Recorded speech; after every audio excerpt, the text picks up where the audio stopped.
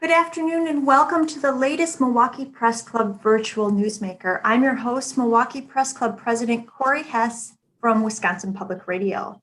I have Milwaukee Mayor Tom Barrett as our guest, and he will be interviewed by a panel of three. That will be coming up shortly, but first I'd like to thank our sponsors. Presenting sponsor Spectrum News 1, sustaining sponsor Miller Quass. Our event partner is WisPolitics.com. WisPolitics partners with the Press Club for this luncheon as part of its ongoing series in Milwaukee, sponsored by UW-Milwaukee, Wisconsin Academy of Global Education and Training, 1125 at Pabst, Milwaukee Police Association, The Firm Consulting, Medical College of Wisconsin, and Spectrum. Once again, today's guest is Tom Barrett. Tom was reelected for his fifth term as Milwaukee mayor in April. Before leading the state's largest city, he served as a Democrat in the state assembly and the state senate in the 1980s, before he was elected in 1992 to Congress, where he served for 10 years. Thank you for joining us today, Mayor.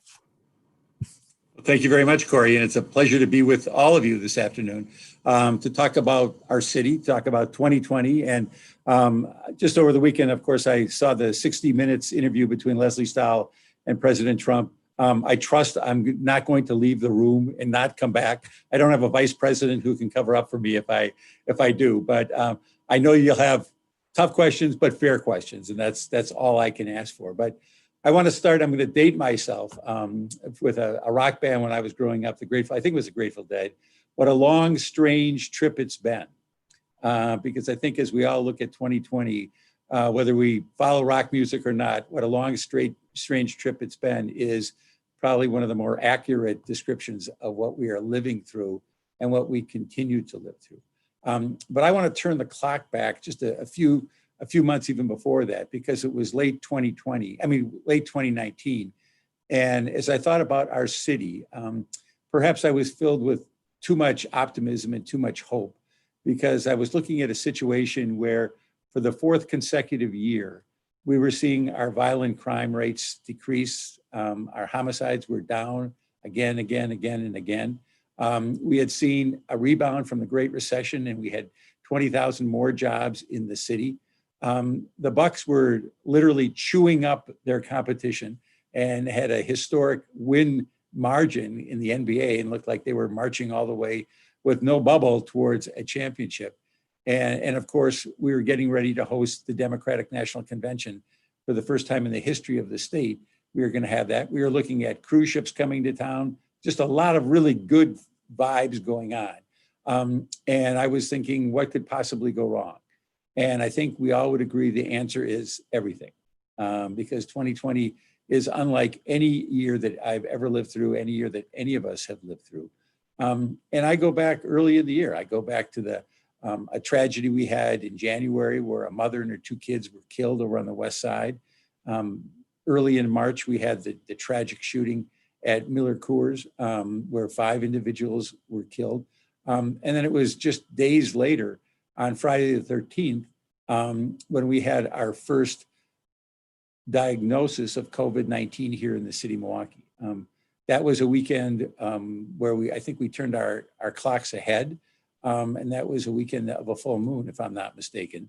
And so here, as we come into the first weekend of November next week, we'll turn our clocks back, and hopefully we can just start erasing everything that has happened between the beginning of this year and now. But let me start with the pandemic, because that's on everybody's mind. And here in the city of Milwaukee, we've taken this very, very seriously. I'm sure there'll be questions about the recent adjustments to our order. But as our health commissioner said yesterday, these orders are not meant to be punitive. To the contrary, what we want to do is we want to preserve and protect and promote health in our community. And we know that gatherings, we know that this pandemic runs counter to all of our intuitions. And what I mean by that is, I think we often think that when we're with our friends, when we're with our relatives, when we're in cozy situations with people we love and care about, that we're safe. And what we're learning is perhaps just the opposite, that in those situations, whether they're religious events, whether they're funerals or weddings, whether they're political events or sporting events, or whether they're family gatherings, those can actually be the most dangerous situations that we face. And that's something I think that we are all coming to grips with in a very, very difficult way. But we have struck out on our own in large part because of the failure of the state. And I say that I think Governor Evers has tried very, very hard to try to navigate this. But it's very disappointing that it has become such a partisan political issue at the state level. I can tell you that every decision we've made at the local level, I've made with my public health people, the people at our health department, to try to make sure that we are doing it in accordance with science and good health. And that's the practice we're going to continue. Currently, we're continuing to see the numbers rise in Milwaukee. We're also seeing the number of positive readings, which is, I think, a dangerous and foreboding omen when you see that percentage number dip into or rise into the low teens. That's a concern. I just yesterday was looking at some of the data that we got from the 16th Street Health Clinic and the testing they're doing, and seeing some dramatically higher numbers there as well. So that's very much concerning to me. So that's point number one. Point number two, of course, is the economic fallout that has come from COVID-19 and the impact it's had on our businesses, the impact it's had on our workers, particularly people who don't have the ability or the luxury to be able to work from home. Those are the ones that are impacted the most. We have worked to put money into rental programs, working again to supplement and complement what the state and county are doing for people who can't pay their rent. We've had 2 rounds of our Restart program where we put literally millions of dollars into small businesses.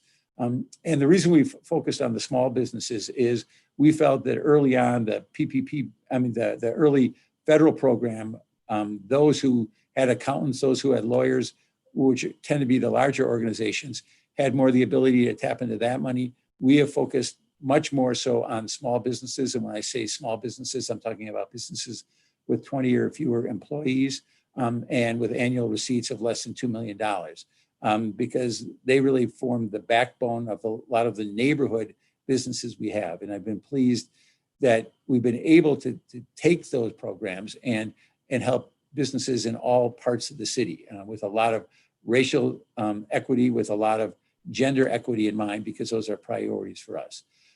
So again, we've worked to navigate the COVID crisis. We've worked to navigate the economic fallout of that. And then, of course, we have the fight for racial justice, which is something we all understand, or at least I understand and believe is something is necessary for us as a city, as a region, as a state, to be fighting for more racial justice. And I've seen it in our own city, and I've seen it, obviously, we've got challenges with our police department, with our community. And one of the things that I have been saying for a long time, not just since Memorial Day when George Floyd was killed, but I've said for a long time, as I've looked at this and tried to help navigate our city, is I really need this to be a city where our residents will work with and respect our police officers. I also need this to be a city where our police officers will work with and respect our residents.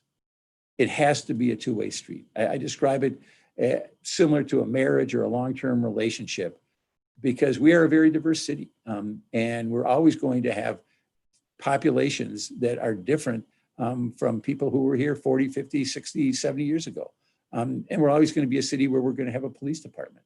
And so we have to figure this out. And that means we have to have the building of trust. And that's something that I'm committed to. And we can talk about that in terms of the Fire and Police Commissioner. We can talk about that in terms of the new police chief, what we're looking for as we move forward there. Finally, and again, I could talk nonstop until the Packers season over, but I know that's not what you have in mind. I do want to touch on the budget situation, because as some of you know, for years I have gone to the state legislature and said that our financial relationship with the state is broken. And what I mean by that is the shared revenue program, which is in place to allow us to have an equalization among communities of resources, has not really been addressed in now basically going on 2 decades. The amount of money we have received now is less than it was in 2002. And I don't know of a single business where you've got what was, when I came into this job, our major source of revenue shrinking consistently over a 20-year period. It's going to have ramifications. And that's why I went to the legislature first. I banged my head against the wall trying to convince them to increase shared revenue. That didn't happen. Then I went to them and said, look, we've got to have a sales tax or we're going to see some severe cuts. And it was like talking to the wall. It just didn't happen. It didn't happen. It didn't happen. And now we're paying the consequences. And so I find it very interesting because in the conversation about police, you've got several different, obviously, philosophies. One of those philosophies is that we put less money into the police department and we put more money upstream into prevention programs or health programs or housing programs or education programs. The other school of thought is that you put more money into the police department. What we're facing is neither of those. What we're facing is we are facing less resources going into the police department because of the stranglehold of the state legislature. But we are not getting the dividends that many of the community groups want in terms of massive increases for prevention programs. And so this puts us in a very difficult situation and has resulted in essentially 10%, over 10% fewer police over the last 3 years, but no corresponding increase to the level that I would like to see, and I think many others would like to see, in prevention programs or other programs that would benefit our residents. So again, I'll have a lot more to say about that, but let me pause there because again, I could talk on and on and on, but I think that you want to get in the kitchen and start frying me. So I'll turn it over to you. Great. Well, let's get going. On our panel today, we have Allison Durr from the Milwaukee Journal-Sentinel, Aaron Mabin from Fox 6, and Kent Wainscott from WISN Channel 12. We'll start with Allison. Hi, Mayor, thank you so much for taking our questions today. Sure. I wanted to start as well with COVID. The city's new health order goes into effect tomorrow, and it further limits gatherings. I wondered if you could speak to, what additional limits you anticipate on individuals and businesses in the coming weeks and months if we continue to see cases rise, especially as we go into the holidays when people tend to be obviously meeting up with their family and their friends more than they might in other parts of the year. Well, let me, if I can, and I apologize if it's a too long-winded answer, so you can cut me off at any point. But as I've followed this now over the last 7.5 months, initially I took some pride, and that was misplaced pride once again, that Wisconsin was relatively low among the states in the incidence of cases. We were in the 20s. There were times I think we maybe even drifted to the low 20s. And so we were in a good place, relatively speaking, and I use that phrase a lot, relatively speaking, to other states. We knew that there was a gigantic outburst on the East Coast. It then went to the southern states, the West Coast. And I felt, okay, all right, we're navigating this. The governor's order and our local order, the stay-at-home orders that were issued in late March, I thought were effective and I think helped us. But of course, as we know, the state Supreme Court stepped in, and I've been critical of the Supreme Court because I really do view it as a jukebox for the Republican Party, that the Republican legislative leaders put a quarter in and the Supreme Court plays a song that the Republican leadership wants them to play. And obviously their play was to try to make sure that whatever the governor was trying to do would fail. And so the stay-at-home orders then were thrown out the window. Then he tried to come back with the mask orders, again, litigation as opposed to legislation. And so we've struck out on our own. And what we've done, because we actually got a little sideways with the governor's office for a short period of time, when he initially had the limit size, because we had put a lot of work, and I give a tremendous amount of credit to my health department. They have worked incredible hours in fashioning a program that I call a quality-based program. And that's not to say other programs are not quality-based programs, but to work with the restaurants in particular and the bars to make sure that they were taking the steps necessary so that their employees and their patrons could be safe. And so for those businesses, and it's now hundreds of businesses that have submitted plans that have been approved, we felt that that approach was beneficial. And one of the things that really drove me, sometimes they are driven by short snippets or short conversations. When I was talking to the commissioner and the deputy commissioner, and they said that they would personally feel safer going into one of the establishments that had a Milwaukee plan than one that simply had a 25% cap on it with no safety precautions in place. So that's what I mean when I say quality as opposed to a number. Clearly, the governor's order is now caught up in the courts, but we're continuing to move forward on ours. Your question, what's going to happen in the future? I don't know. I can tell you that when we moved from order 3 to number 4, I was thinking, oh, please, please, please, I don't ever want to regress. And nobody ever wants to regress. And we don't want to regress, and we still don't want to regress. But we're looking at these numbers, and over the last 7 days, the only state that's had more cases than Wisconsin is Texas. And when you look at the states on a per capita basis, we're basically number 3 behind the Dakotas. And so we are not in a good situation as a state. And I think part of this is just the incredible mixed messaging that you get. You've got a governor who's trying to treat it seriously. And then the legislature, I think, really wants to make him fail. And I think it's having ramifications. Thank you, and I will turn it over to Aaron. Thank you so much, and thank you, Mayor Barrett, for talking with us today. Partisanship and presidential endorsements aside, how would you describe the federal government's response to the pandemic? Well, it's difficult to put partisanship aside 6 days before the election, and I like to watch these old at home these little movies about World War II and what citizens were doing at World War II. And just a couple of weeks ago, I was watching one of them, and it was about the savings bonds and how you had actors and actresses come and convince people to buy savings bonds.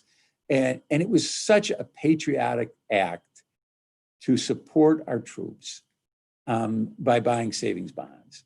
And I was watching that, and I really thought, wearing a mask it's like buying a savings bond. It's patriotic. Because it's not necessarily about you, it's about our communities. And that's not a word we hear a lot in this political discourse, our communities.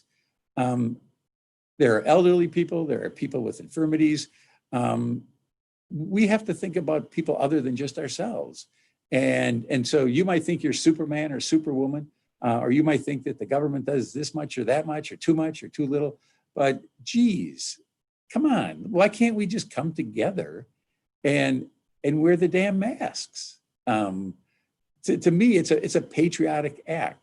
And I think when you've got a president who clearly has the largest soapbox of anybody in this nation, using that soapbox in what I consider to be a wholly irresponsible fashion. I can do my political rhetoric about super spreader events, and I think it's true, but we need our president to help guide us. And we haven't seen that. We literally haven't seen that. And to me, that's the major disappointment. Making fun of health experts or making fun of people who wear masks, all that stuff, what does it do? And I personally, I've never felt that I make myself look bigger by making somebody else look smaller. And clearly the president uses that MO. He tries to make other people look smaller. And that includes public health experts, that includes people who wear masks. And I think it has significantly hurt the effort. Thank you, Mayor Barrett. Kent Wainscott, over to you. All right, thanks. And Mayor, how are you? I'm doing great, Let me kind of circle back to something you said a minute ago about not wanting to regress in the city's health orders. We're in a crisis situation. Dr. Westergaard at DHS called it a nightmare scenario yesterday. We saw the city of Chicago shut down indoor dining. Have you considered the possibility that you're going to have to shut down indoor dining in bars and restaurants in the city? And what would it take for you to have to do that? Well, just over the last 24 hours, I have seen the give and take in Illinois between Mayor Lightfoot and Governor Pritzker, where some of the ring collar communities, I think, do have their restaurants closed down. And I think, and I might have this a little bit wrong, that the governor is ordering Chicago to do that, and Mayor Lightfoot is pushing back. I at this stage, I think that we have to recognize that we're in a very difficult situation. One of the chief medical officers for the state described it as a nightmare situation. And so we have to continue to reevaluate. What we have done is, again, we have put an emphasis on trying to make sure that those locations are safe. What I've heard anecdotally is that it's much more difficult, and we've had many more problems in bars and other places where people congregate than in restaurants. And so it's not inconceivable that we would certainly draw a demarcation between sit-down restaurants and places where people are standing at bars. And you saw that with the order that came out earlier this week, that people need to be at tables, that this is not a situation where we're going to allow people to just move around the dance floors. And it's not like we're opposed to dancing. It's not punitive. This is all geared toward public health. And so the measures we're taking are geared toward public health. The other thing that we did that was significant, and all of you have reported on it, is literally for months, we were using an education model. That we would go in, we would give a warning letter, and then we would move to a higher degree of enforcement. After 7 months, that's done. That's done. You either understand there's a pandemic now or you don't. And you're either going to try to help or you're not. So I think that's a significant change as well. I think the enforcement, that might be a place where we're going to have to reevaluate things, because we really do have the need to have more people enforcing it. And we have deliberately, and some of this is a reflection of the times, and some of this is a reflection of the social unrest, chosen to have our health department as the enforcement agency and not the police department. That differs around the country. We have chosen the health department approach. And I think we're going to continue to do that. But the question is, I think, how can we make that more robust? So that's a corollary answer to your question. But again, I can't say point blank, we're not going to go farther back. I don't like going back at all, but I hate seeing these numbers. I hate seeing the hospitalization rate go up. I hate seeing the number of deaths go up. And people, when you talk about the numbers, we're still, as a state, in a relatively good spot. Again, we are among the states now. We are number 8, and that's not a place where we should be. We are number 8 among the 50 states, and more than that when you look at the territories that are included in this, in our incidents per capita. We are at number 40 in our deaths per capita over the 7-month period. But what we're starting to see is those hospital beds being filled up. We're seeing the increases in ICU. We now, as of yesterday, had 5 people at the alternative care facility. Those numbers are going up. And what the health experts are telling me is, unfortunately, the rise in hospitalizations and ICU commitments is a rough indicator that you're going to see an increase in deaths, which is, I guess, not shocking. But my fear now is that our ranking in deaths is going to start to climb as well. And again, we have to get over this notion that this is fake. We got to get over the notion that this is not a serious issue. It is an extremely serious issue. Thank you, Allison. Staying on the topic of enforcement for a minute, I wondered if you could speak to whether you could see the city potentially looking at enforcing the orders for more at, I guess more in terms of individuals as opposed to businesses. I know it's been very focused on businesses so far, but could you see a shift there potentially coming in the next few weeks? I think that the businesses is a good framework to work with the businesses, because the businesses want to stay open. And let me say this about the businesses as well. I'm very sensitive to the fact that there are mental health issues, there are loneliness issues, there are huge financial issues that have been caused by the pandemic. And the individuals who have borne the brunt of these are oftentimes going to be people who make less money, and that they don't have the luxury of saying, I'm going to work from home. You can't serve food from home.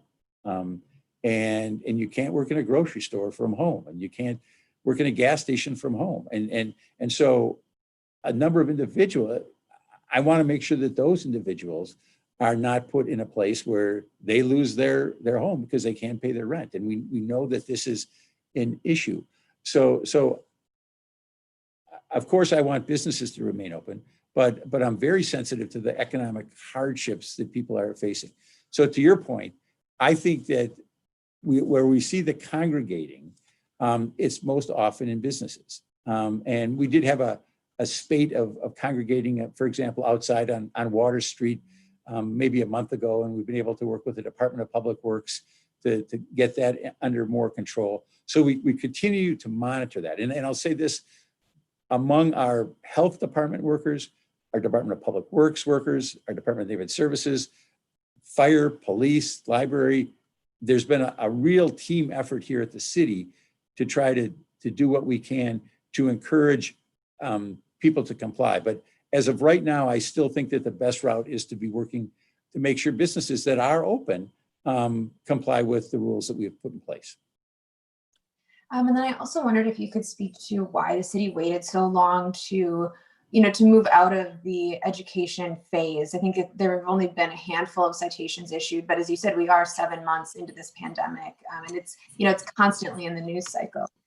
Well, again, because our approach has never been to be punitive. We don't want to punish people. We want people to help themselves. And we felt there was an education. And once we had that conversation, and we started to see it, it was maybe about a month ago where we had a couple of run-ins, if you will, with operators of facilities that were pushing back. And the reaction that you had from people at the health department that I share is, what are you doing? We're in the pandemic. What's there to fight about here? Are you going to comply or aren't you going to comply? So I think you can be critical, but our numbers were good at that time. Now, again, what we have seen over the last couple of weeks is the numbers have gone, I think, in a significantly troubling way for me. But obviously, the northern part of the state, the northeastern part of the state in particular, has been problematic for much longer than that. And I'm concerned about all communities in the state of Wisconsin. Thank you. Aaron, to you. I do want to stay on that subject right now and just kind of focus on the why. You mentioned the number of beds, us being number 8. Why do you think that we're still seeing these numbers when we have a mask mandate, social distancing is being promoted, and we have all the messaging, all the tools, right? So why are we still seeing these numbers, in your opinion? Well, again, and I knock on wood, and I'm not cocky at all, and I don't intend to be cocky. Relatively speaking, our numbers are better than other parts of the state, but they have been very troubling to me, particularly over the last week, the increases. And again, looking at the numbers, for example, that have come out of the South Side, there are some real challenges there, and we still have challenges. And I do wonder, we make this assumption, and maybe it's a middle-class assumption, that go home, you'll be safe at home. Again, all this runs counterintuitive to things. But what if your home entails 3 or 4 families, 3 or 4 generations, not 3 people or 4 people or even 5 people? What if you live in a small apartment in concentrated part of the city? And I would say that when I look at the high incidence of these numbers, they are in parts of the city that are very densely populated, perhaps the most densely populated part of the state of Wisconsin. And so you don't have these huge backyards or these huge houses where people can be apart from each other. And again, it runs so counter to what we want to believe, which is we're safest when we're with the people that we live with, or we're safest with the people we love. That's not the case with this disease. So I wonder, if I had the answer, I obviously would act on it, but that has gone through my mind. Is that part of the dynamic driving what's going on in the more densely populated parts of our city, which is related to poverty and related to race. And so when we look at the racial issues, we can't ignore that because we are seeing more issues, if you will, with people with lower incomes, and oftentimes those are going to be people of color. Thank you. Kent? Mayor, I know there are a lot of testing sites that have been made available to people here in the city. And yesterday, it's my understanding that the demand was such at Miller Park that they actually had to turn some people away. So my question is, have you been assured that they are able to increase capacity to meet the demand? And do you have any concerns that Milwaukee may not have enough testing resources to meet the demand in the days and weeks ahead? Well, as you may know, we've actually increased our testing capacity just over the last couple of weeks. When we were operating, and I want to give a huge shout out to Governor Evers, a huge shout out to the National Guard, because they were lifesavers, literally lifesavers when it came to testing. And I had a friend of mine who went down to Florida, and she talked to what I would call the equivalent of our UMOS organization down in Florida, and they were very proud that they were doing 300 tests a week. And our reaction was, at our site, we're doing 1,000 tests a day, and not 300 a week, we're doing 1,000 a day. And that was because Governor Evers used some of that CARES Act money and worked with the National Guard and worked with us in the county to set up those sites. We knew that that was temporary. And once it became clear that the explosion in cases was occurring outside of Milwaukee, they had to make a move with the National Guard. They've been incredible partners helping train our local workers to man these sites. And so we have increased the capacity because we do have now the Miller Park site, but we have the Northwest Health Center and the South Side Health Center as well. So that gives us about 2,700, maybe 3,000 a day. Obviously, we're bursting at the seams. One of the things that I've raised is we're using some CARES Act dollars, some state dollars, but there's clearly some city resources there. And part of the conversation that we had early on with the Miller Park site in particular is, do we limit it to City of Milwaukee residents only? And as mayor, I have an inclination to say, I got to take care of my children. I got to take care of my own people here. And Miller Park is located where it's a convenient spot for people who are driving to the western suburbs. And what I want to see, and I haven't seen the numbers yet, is what percentage of the people who are using that facility are City of Milwaukee residents. When we were looking at UMOS and Custer Obama, it hovered around 80%. I know Waukesha, for example, they ran out of testing materials earlier this week. And so this is something that's a concern everywhere. But we're going to continue to try to get the resources to do it. Having said all that, the clock is definitely ticking. And come December 31st, if there are no more CARES Act money going into 2021, I think not just Milwaukee, but every community in this state and this state are going to be in a very difficult situation when it comes to testing and tracing and helping people. So Congress, and again, we go back to the partisanship that Aaron was talking about. Partisanship is obviously at play in a huge way in Washington and Madison, but we need those resources for the public health crisis. Okay, thanks. Allison. I guess to continue talking about 2021, the city is already facing a really challenging budget, as I know you're well aware. If there aren't additional federal or state funds to continue the COVID response, I mean, how are you thinking about that? Does the city put resources into maintaining these services, or do these services, I guess, disappear if there isn't outside funding? I would say that they are in danger of disappearing if there is no help from the federal government in particular, or the state government. We simply don't have the resources. And I would bet that that's going to be true throughout the state of Wisconsin, that local governments don't have it. We have been arguing again for additional resources literally for decades, and it hasn't happened. And the fiscal relationship between local government and state government in Wisconsin is broken. And that is has to be a major issue that the governor and the legislature address when they reconvene in 2021. And I had one other question on COVID and the budget. The city budget under your proposal would raise taxes and fees, even as residents are hurting from the COVID-19 pandemic and the economic fallout you've talked about.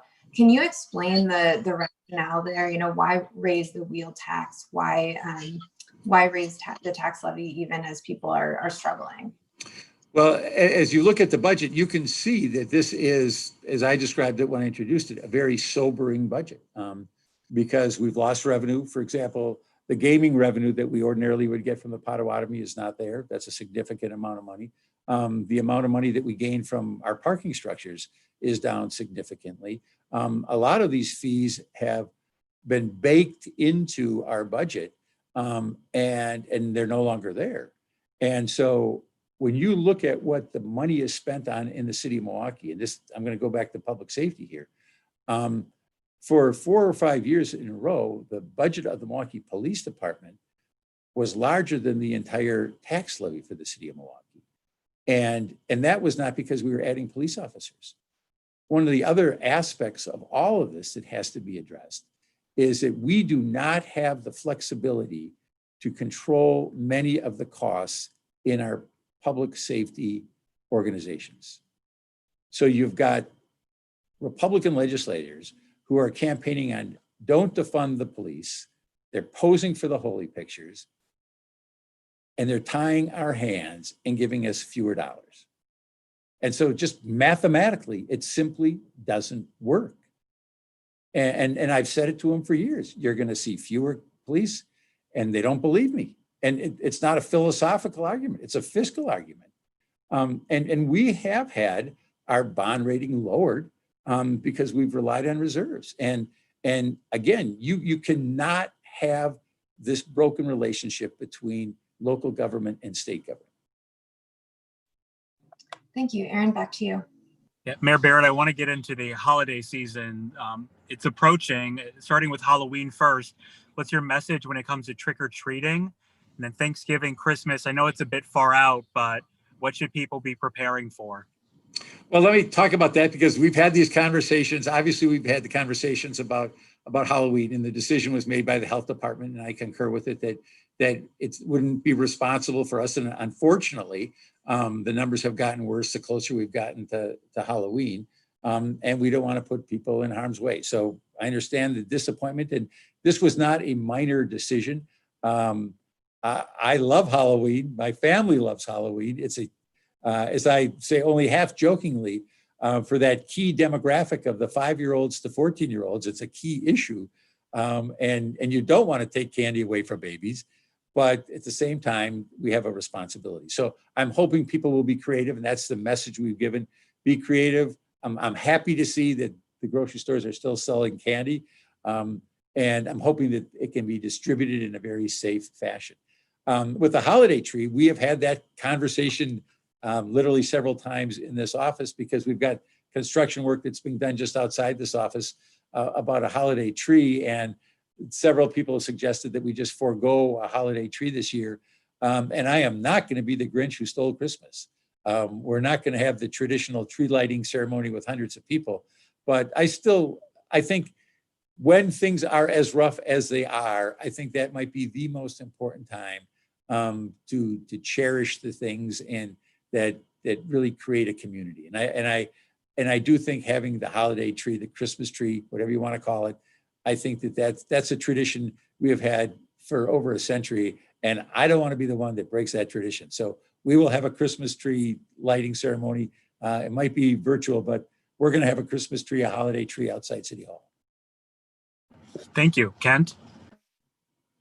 Okay, I'll be the Grinch, I guess, because I'm going from the holiday discussion back to something unfortunately a lot more serious, Mayor. But you have over the years talked a lot, focused a lot on trying to reduce violent crime in the city. And we are looking at a record number of homicides in Milwaukee this year.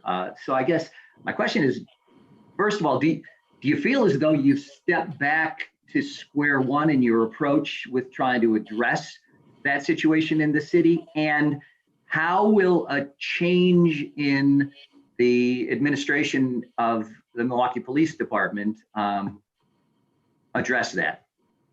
Well, that is a very important question and a very difficult question because you're right. We are on pace to have the highest number of homicides that we've seen in the city of Milwaukee, and that is extremely troubling to me. And we've actually seen it pre-pandemic. Again, I made reference to the triple shooting, the triple homicide in January, and the shooting of the individuals at Miller in March. But we've seen an increase June, July, August, September in homicides and non-fatal shootings. And that corresponds to the time when we've seen more social unrest and more police resources that are being used to try to deal with that. That's problematic. And at the same time, again, I go to the defunding issue, the Republican defunding issue, that the Republicans aren't giving us the resources to have the police officers, so they can't be surprised if we don't have the resources, if we don't have the police resources. I am concerned, for example, I don't want our Common Council to turn down this federal grant. I know that there are some members of the Common Council, it's a $9 million federal grant focused on violent crime. And at a time when our violent crime is higher than it has been, I think it would be a mistake for us to say no to these resources to help us have police officers to deal with violent crime. And so I am concerned as that is debated in the Common Council that there are some who want to say no to that.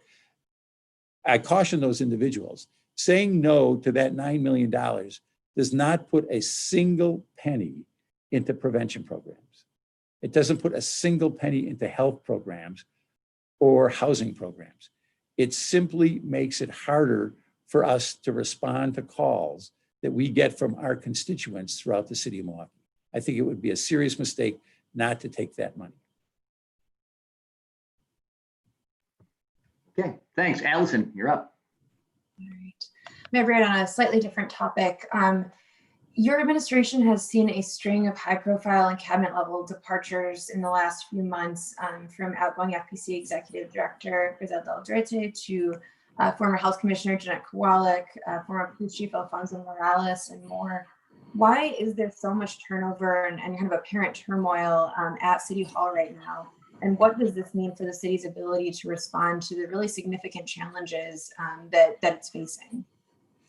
Well, I think you have to actually look at the different departments, and there's a reason. For example, we've actually had more turnover than you've mentioned, and I can sort of run through some of those. Maria Montegudo, Paula Kiley, Maria Montegudo from the Department of Employee Relations, Paula Kiley from the library, Chief Rolfing from the fire department, all have left the administration. Rocky Marcoux. I don't want to talk about anybody's age. But I will say all four of them are mature individuals. I'm not going to say what their ages are, but all of them had reached the age where they can claim retirement. And so I'm not going to begrudge anybody who wants to claim their retirement. So none of those are ones where I felt it was because of turmoil or unhappiness with me or the Common Council. They just reached the point in their career where they felt they had done what they wanted to do. Obviously, the Fire and Police Commission is a different animal. There was discord, I think, over Griselda Aldrete, who I think was very, very solid, came in and did a very difficult job. But I think that she was very frustrated by the treatment that she got from the council and from others. And she's a very talented person. So I think that she's made the decision to move on. Clearly, and I think this goes to the Fire and Police Commission, I am not happy with a lot of what's occurred at the Fire and Police Commission. One of the things that I have said over and over again when I've sought to have people serve on the Fire and Police Commission is I'm looking for individuals. I don't want people who are what I would call groupies to the police department, who think that they can do no wrong. And I wouldn't want that for any organization. I mean, I think you have to have people who are mature, reasonable, level-headed, who can look at the picture and get the full picture. So I don't want people who don't question the police department, but at the same time, I don't want people who hate the police department because, as I said earlier, I believe we must have a police department. Do we have to make changes there? Does it have to do better? Of course it does, but every organization has to do better. So I've been concerned because I think that there should be a level of professionalism as how people treat each other. That has been concerning to me. And clearly the situation, I'm not going to talk about Chief Morales because that's in litigation. But I think some of these are more complicated than they first appear. Aaron, back to you. Yeah, that's perfect for my next question. The Fire and Police Commission, they're in the process right now of selecting a new police chief. Have you been able to talk to any of the candidates? We are working right now to set up those conversations. So I anticipate that will happen in the near future. What are you looking for in a new police chief for the city of Milwaukee?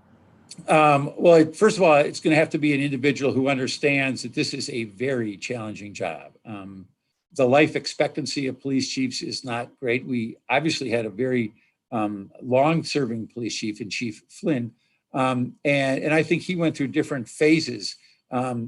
He worked closely with our office, and I think that that's a good thing. I think it's good to have a police chief who understands that it's important to work with the administration. That is clearly something that's very, very important to me individually.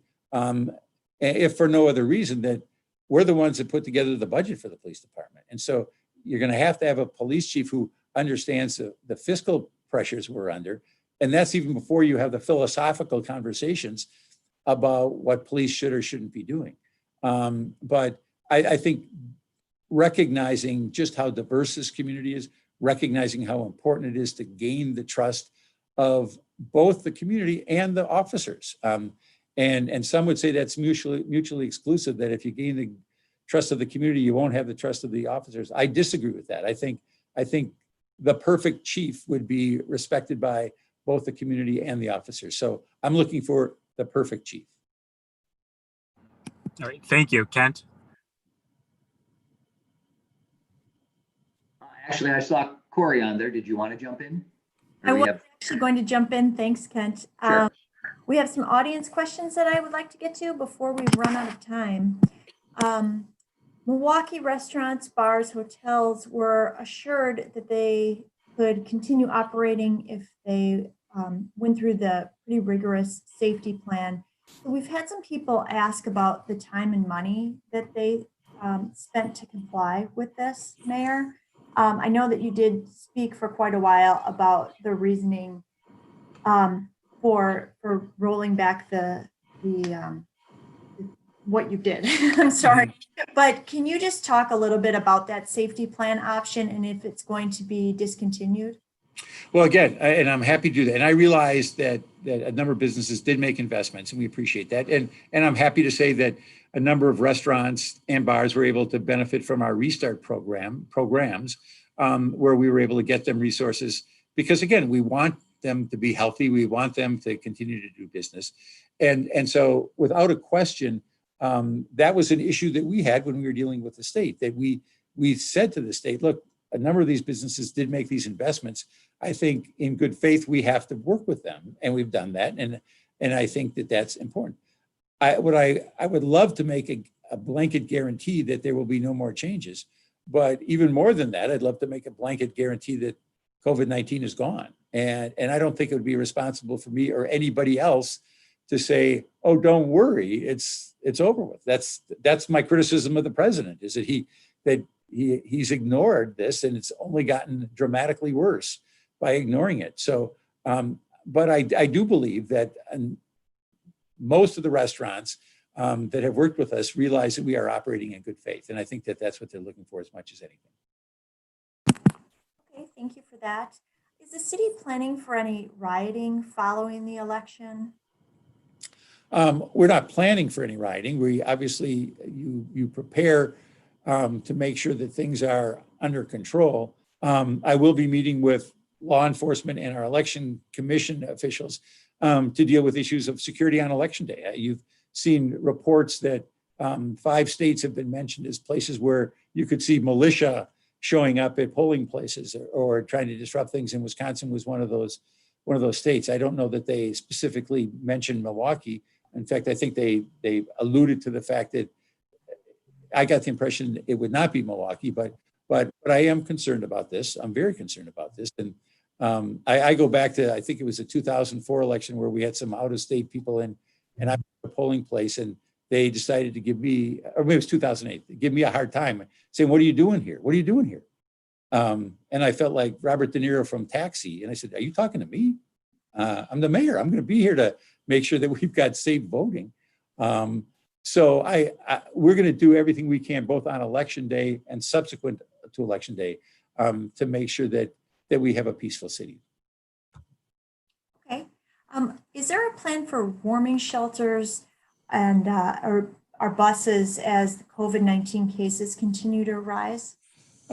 We work very closely with Steve Mahan from our Community Development Block Grant Office, and this is an area where the city and the county work amazingly well together. The county's housing division, Jim Matthey and his team, along with Steve, have worked very, very closely with the shelters. We will continue to work closely with the shelters. Obviously, the buses are county buses, but we think that this is an area where you have seen really, really strong intergovernmental cooperation, and we plan to continue to have that. Allison talked a bit about the people that have left city government, but there is a question about Jeanette Kowalik. She had made some claims before leaving her position as health commissioner regarding power struggles, double standards, microaggression within the department. Can you comment at all about the claims that she made? I can tell you my relationship with her was a very good relationship.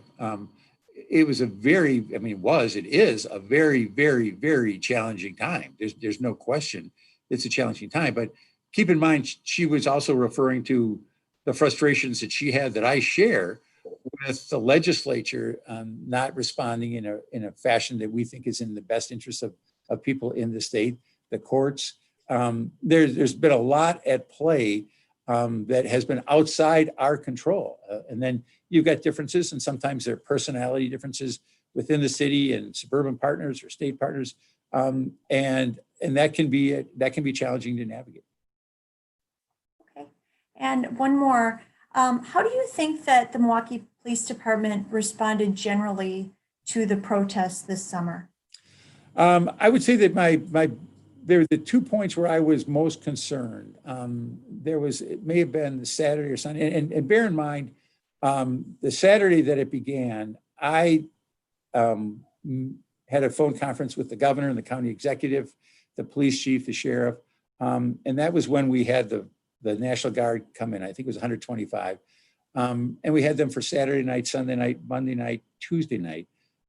Wednesday night, I felt that the curfew was no longer effective. And that's when we lifted the curfew. That was the night that there were some issues along 6th and McKinley. I was concerned about that. There were some things that I was concerned about, I think on Saturday, Sunday, along the border between Milwaukee and Shorewood, where I thought that perhaps we weren't doing what we should be doing. But those were the 2 flashpoints that come back to me. Overall, though, I think I'm very, very pleased that both the demonstrators and our police put us in a situation where we didn't have the scenes that you saw out of Chicago or closer to home, Madison or Kenosha. But again, you never ring the victory bell, because you know that we're a bad incident away from things being very challenging. There were a few instances, though, of the police using rubber bullets. What did you think about those times? I made it very, very clear that I didn't think that rubber bullets should be used in the situations that they were used in, nor the tear gas in the situations. Again, peaceful protesters, we shouldn't be doing it. And I didn't like what I saw, and I let the then chief know that I was concerned about that. Will that be something that you'll discuss with the new chief?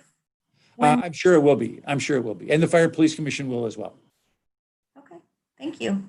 Well, thank you so much for your time. And once again, I just want to thank our panel of journalists and our sponsor, Spectrum One News, Miller Quast, Wisp Politics, for partnering with us again on these ongoing virtual events. They've turned out to be pretty successful for the Press Club, and I hope that everyone has enjoyed them. If you enjoyed this program and are interested in supporting the Press Club, please do so by going to MilwaukeePressClub.org, and that supports our endowment and young journalists. Upcoming, we will have a virtual Newsmaker event featuring Charles Franklin. He just had a new poll out today, so check that out. Thank you all for coming and for joining us. Thank you very much.